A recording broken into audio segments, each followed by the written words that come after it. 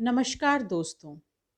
मैं आज आपको मालती जोशी की कहानी सुनाने जा रही हूँ। मालती जोशी जी का जन्म 4 जून 1934 को औरंगाबाद में हुआ था। हिंदी साहित्य में इनकी बहुत सारी रचनाओं के लिए इनका विशेष स्थान है। इन्होंने उपन्यास, बाल कथाएं और बहुत सारी कहानी संग्रह प्रकाशित किए हैं।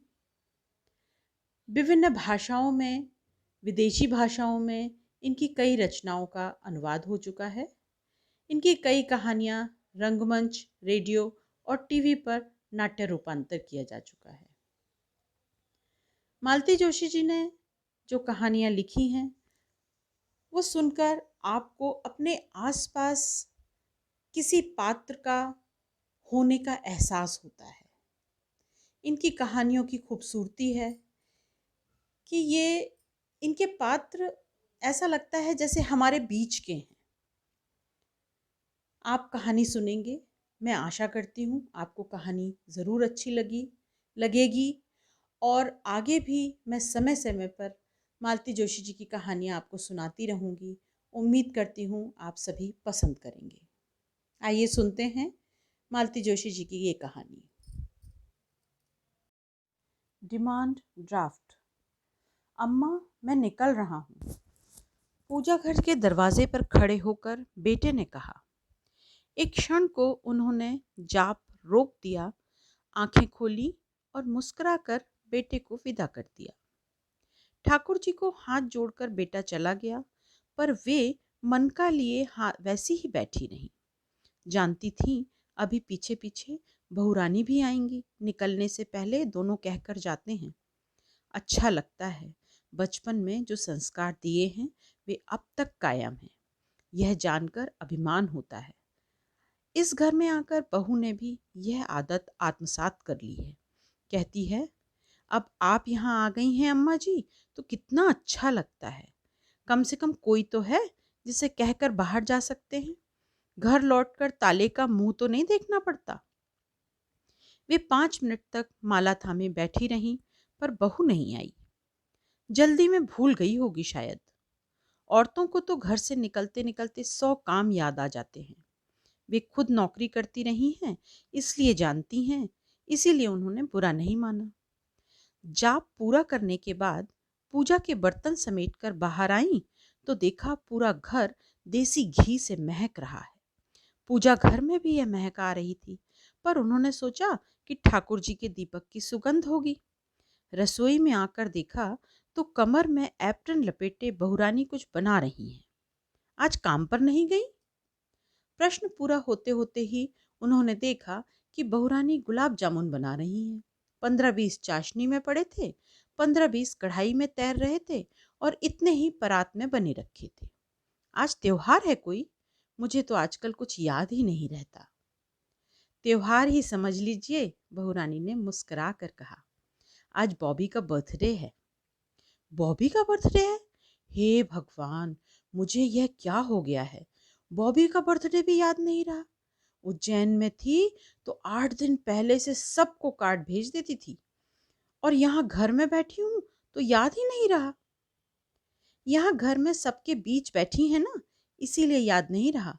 वहाँ अकेली थी तो दिन भर कैलेंडर ही देखती रही होंगी। अच्छा, यह तो बताओ, हमारा बर्थडे बॉय है कहाँ? स्कूल गया है? सो रहा है और मम्मी चकर घिन्नी बनी हुई फोन ले रही है। अच्छा अम्मा जी, इतने गुलाब जामुन बस हो जाएंगे? कितने लोग हैं? और भी तो कुछ बनाओगी ना? हाँ, पुलाव बना रही हूँ। इनसे कहा है जाते हुए केक का ऑर्डर देते जाएंगे और आप दही बड़ा बना देंगी। बॉबी को आपके हाथ के बड़े बहुत पसंद हैं। बना दूंगी भाई, तुम्हारा काम निपट जाए तो दाल फुला देना। अब मैं तुम्हारा स्टोर कहाँ खकालती फिरूंगी। फिर बाहर आकर डाइनिंग टेबल की चेयर पर बैठ गईं। तभी बॉबी दंदनाता नीचे उतरा। Good morning everybody. Good morning बेटे, और हैप्पी बर्थडे। थैंक यू दादी माँ। ये थैंक यू क्या होता है? किचन से उसकी मम्मी ने डांट लगाई। दादी माँ के पैर छुओ।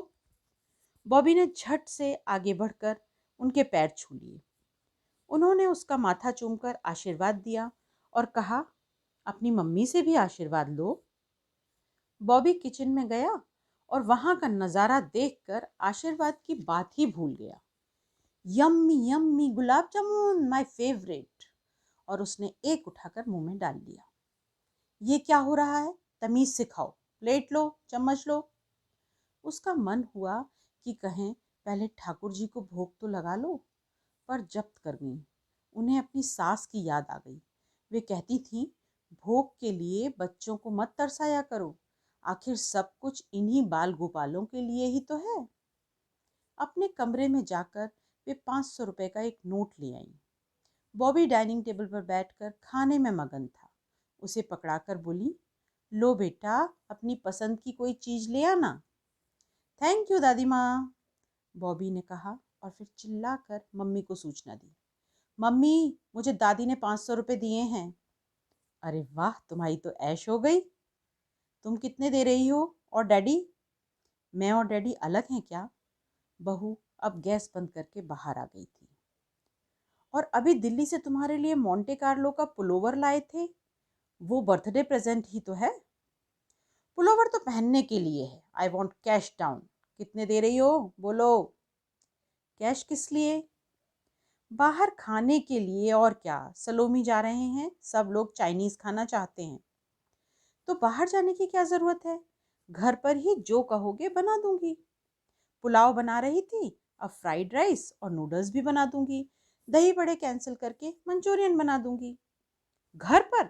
बॉबी ने ऐसा चेहरा बनाया जैसे किसी लिजलिजी चीज पर पांव पड़ गया हो। What a kiddish idea. क्यों, इसमें किडिश क्या है? मम्मी, मैं कोई नर्सरी का बच्चा हूँ जो घर पर पार्टी करूंगा? मैं अब 16 साल का हो गया हूँ, माइंड यू। और मुझे शाम को 2000 रुपए चाहिए। 2000 बक्स। और डैडी से कहो गाड़ी स्पेयर करें। एक राजू ला रहा है, we will manage anyhow. बहू का चेहरा एकदम तमतमा गया था। अब जरूर माँ बेटे में तकरार होगी। वे उस महाभारत की साक्षी नहीं बनना चाहती थी, इसीलिए बरामदे में आकर बैठ गई और तिपाई पर पड़ा अखबार उठा लिया। अखबार पढ़ नहीं थी, पर मन भीतर ही भीतर भटक रहा था। कितने रौब से बाबी मांग रहा था, मुझे शाम को 2000 रुपए, 2000 बक्स। वे तो आश्चर्य से देखती ही रह गई थी। उन्होंने तो कभी अपने बच्चों को एक मुश्त 100 रुपए भी नहीं दिए थे, उतनी हैसियत ही नहीं थी। बॉबी ने अपने आप सारा प्रोग्राम तय कर लिया था, माँ बाप से पूछने की जरूरत ही नहीं समझी। उनके बेटे को तो कभी हिम्मत ही नहीं पड़ती। छठे छमा से कभी दोस्तों के साथ सिनेमा जाने का मन होता तो पहले अम्मा की चिरौरी करता, फिर वे बाबूजी के पास अर्जी लगाती, अपनी तरफ से सिफारिश करती, तब जाकर मंजूरी मिलती। लड़कियां तो कभी सहेलियों के साथ जाने की सोच भी नहीं सकती थी। आगे की पढ़ाई के लिए जब दूसरे शहर जाना पड़ा, हॉस्टल में रहना पड़ा, तब जाकर उन लोगों को थोड़ी आज़ादी नसीब हुई। उनके घर का अनुशासन बड़ा कठोर था। शाम 7 बजे से पहले बच्चों को घर लौटना होता था। सुबह 6 बजे बिस्तर गोल कर दिए जाते थे। केवल इतवार को आध पौन घंटा बोनस नींद मिलती थी। आजकल के लोग तो केजी से ट्यूशन शुरू कर देते हैं। उनके बच्चे बिना ट्यूशन के ही पढ़ गए। ट्यूटर रखने की सामर्थ्य ही नहीं थी। बच्चों के लिए ही तो उन्होंने नौकरी शुरू की थी। शायद ज़्यादा पढ़ी लिखी नहीं थी, इसीलिए बहुत अच्छी नौकरी की आशा नहीं थी, पर जो भी काम किया उन्होंने ले लिया। कुछ तो सहारा होगा, बस एक ही धुन थी कि बच्चे अच्छे से पढ़ लिख जाएं। उनकी नौकरी के कारण घर में थोड़ी असुविधा भी हुई। लड़कियों को पढ़ाई के साथ साथ कभी रसोई में भी हाथ बटाना पड़ा, पर दोनों डॉक्टर बन गई। बेटा इंजीनियर हो गया, श्रम सार्थक हो गया। सारी जिम्मेदारियां पूरी हो गई हैं, तो बाबूजी और बच्चे कहते भी रहे कि अब नौकरी छोड़ दो, पर वे नहीं मानी। बोली, इस नौकरी ने मेरा मुसीबत में साथ दिया है, इसे अधबीच में नहीं छोड़ूंगी, पेंशन लेकर ही मरूंगी। तब क्या पता था कि जो बात वह अपने लिए कह रही हैं वह बाबूजी पर घटित होगी। पूरे 1 साल भी पेंशन नहीं ले सके। फिर तो नौकरी छोड़ने का सवाल ही नहीं था। रीते मन और रीते समय को भरने का वही तो एक उपाय था। अम्मा जी, मैं निकल रही हूँ। अपनी विचार तंद्रा से जागकर उन्होंने सिर उठाया तो देखा बहू तैयार होकर खड़ी है। तुम तो आज छुट्टी लेने वाली थी ना? जब घर पर कुछ करना ही नहीं है तो रुक कर क्या करूं? हाफ डे की एप्लीकेशन लगा दूंगी, आधा दिन तो मिलेगा। जाते जाते केक के लिए भी मना कर दूंगी। अच्छा हुआ जो दही बड़ों की दाल नहीं फुलाई। गुलाब जामुन का सवाल है, अड़ोस पड़ोस में भेज दूंगी। उन्होंने देखा कि बहुरानी की आवाज भी, उसका चेहरा भी बेहद उदास है। उसने कलफ लगी साड़ी पहनी थी, अच्छे से मेकअप भी किया था, पर फिर भी उदासी की परतों को वह छुपा नहीं पाई थी। उन्हें ममता हो आई। उसकी पीठ थपथपाते हुए बोली, छोटी छोटी बातों को इस तरह दिल से नहीं लगाते बेटे। बच्चे अब बड़े हो गए हैं, वे अपनी मनमर्जी की ही करेंगे। हमें बता देते हैं, यही क्या कम है। बताएंगे क्यों नहीं, पैसे तो हम ही देते हैं ना। हमसे बस इतना ही सरोकार है, डिमांड ड्राफ्ट है हम तो। इतना दो, अभी दो, बस इतनी ही औकात है हमारी। कहते कहते उसका गला भर आया। शायद आंख भी भर आई हो, पर वे देख नहीं पाई क्योंकि वह पलटकर एकदम चल दी थी। बेचारी, उनके मुंह से अनायास निकल गया। क्या कहा था उसने? Demand draft. गुस्से में बेचारी बैंक की भाषा बोल गई थी। पर क्या सचमुच आज माँ बाप की हैसियत डिमांड ड्राफ्ट की ही रह गई है?